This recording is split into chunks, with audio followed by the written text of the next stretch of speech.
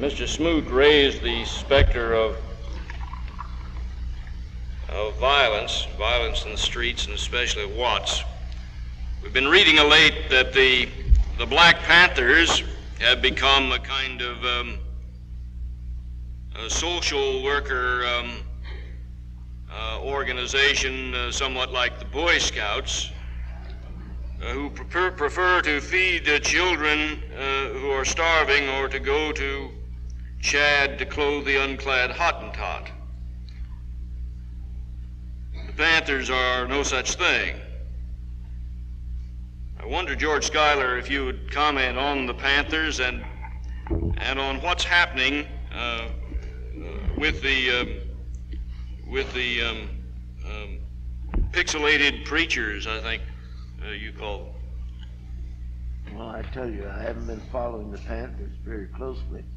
The police have been doing more of that. And the Panthers have now become rather respectable.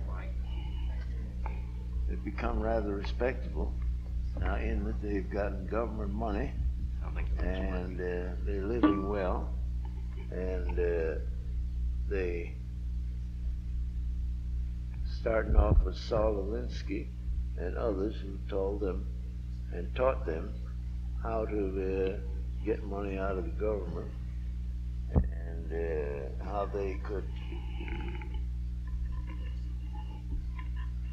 could improve upon their situation by a little balm here and there, and then being funded.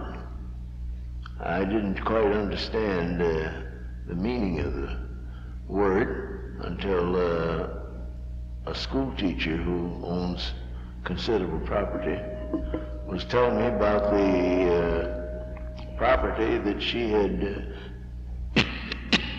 rented to a lot of the Black Panther crowd. Pardon me. And she wondered where they got the money to pay the rent, because she was certainly not going to give up any property. So she found out that they'd just go and get a fund for it. There are all kinds of funds that you don't know anything about, apparently, for everything under the sun, from adagio dancing to cooking home fried chicken and so on.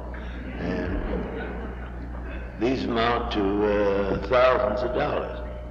And it had thousands of people on the payroll. And they go downtown and have a demonstration in front of the mayor's office. Jump up and down on top of automobiles, break a few windows, and then they go in and have what they call a confrontation. Most of these people were known, of course, before the Panthers came to prominence. They were ne'er-do-wells around the neighborhood, and they found out how you can get something for nothing. And just merely by having a confrontation, denouncing authorities, and pretty soon you see a fellow jumping out of a Cadillac or some other expensive car with a fur overcoat. And sometimes they don't even go downtown to get the money. They send down for it.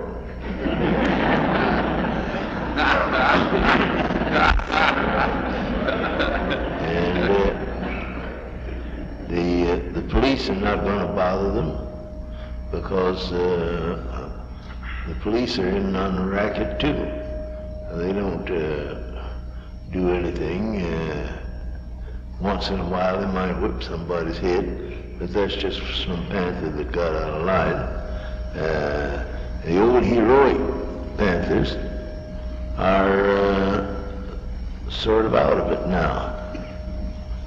I mean out of it in the sense that they're either in prison or they're on bail or something like that. But they got a new crowd of Panthers in there that are college and high school graduates, and they wear snappy clothes and go around with snappy girls, and they get snappy incomes.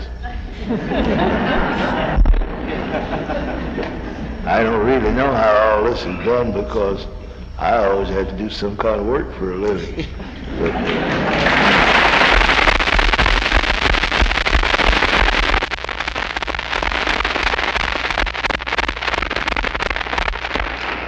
these boys and girls have taught me something, and it makes me realize I don't belong in this century because they are flourishing now. And even though they're supposed to flourish and did more spectacularly during the past decade, when they were blowing up buildings and tossing firebombs and all that, but that's kind of out now. They're in the money, and I would say that they have made a successful war on poverty. Thank you, Mr. Schuyler.